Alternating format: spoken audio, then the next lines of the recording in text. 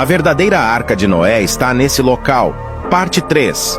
Coisas da Bíblia na vida real. Continuando a história, depois de várias descobertas no Monte Ararat, local onde a própria Bíblia diz que a arca atracou, a equipe de Ron Wyatt estava certa de que aquela forma encontrada entre as montanhas era realmente a verdadeira Arca de Noé, mas não imaginavam o que estavam prestes a encontrar.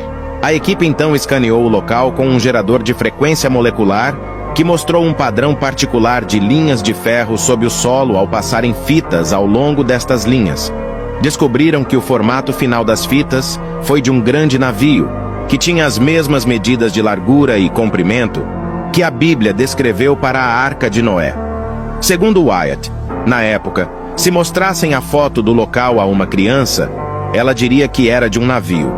Com a largura e o comprimento de acordo, a única questão restante era a profundidade. Para resolver essa última incógnita, a equipe utilizou um radar de penetração para ver o que estava oculto no solo. O radar mostrou que o navio tinha 3 decks. Descobriu-se que esta embarcação possuía 3 andares, mas que os 2 andares superiores haviam desmoronado, mas a de baixo permanecia intacta.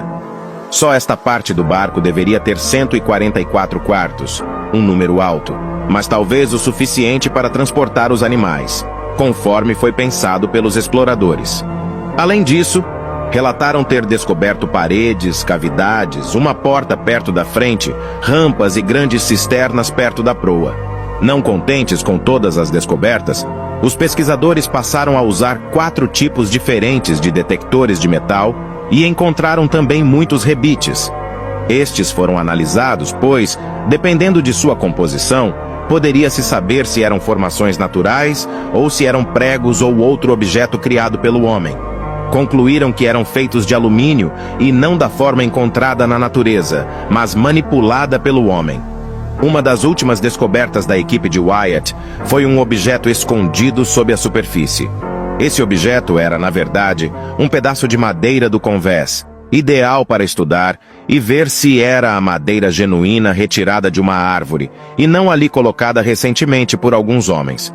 Quando fizeram o teste com carbono na madeira, descobriram que ela pertencia a uma árvore antiga, que foi petrificada com o passar do tempo. Wyatt chegou a mostrar aquele pedaço de madeira em uma entrevista que deu à CNN, e mostrando que as pesquisas continuaram mesmo sem o apoio do governo norte-americano, mas de forma implícita do governo turco, que via ali uma forma de investir no turismo religioso. Aliás, mesmo que nada tenha sido 100% comprovado, a região hoje se gaba em dizer que é a terra da Arca de Noé e tem recebido um certo número de turistas. Apesar das descobertas importantes, Ron Wyatt não teve o mérito do reconhecimento oficialmente falando. Ele acabou falecendo em 1999, certo de que havia encontrado a Arca de Noé, mas sem o devido aval dos governos. No entanto, ele deixou um legado importantíssimo para a arqueologia bíblica, além de muitos aprendizes e seguidores que ainda estão trabalhando para comprovar de vez que Wyatt estava certo. Mas a pergunta que não quer calar é: por que o governo turco e o governo americano escondem as descobertas e não as tornam públicas? Seria alguma disputa política? Bom, não podemos afirmar um motivo. Mas e você, depois dessas evidências, acredita que essa seja a verdadeira Arca de Noé? Se você acredita, comente "Eu acredito". Não se esqueça de salvar o vídeo e deixar a curtida. Quer mais histórias como essa? Siga-nos!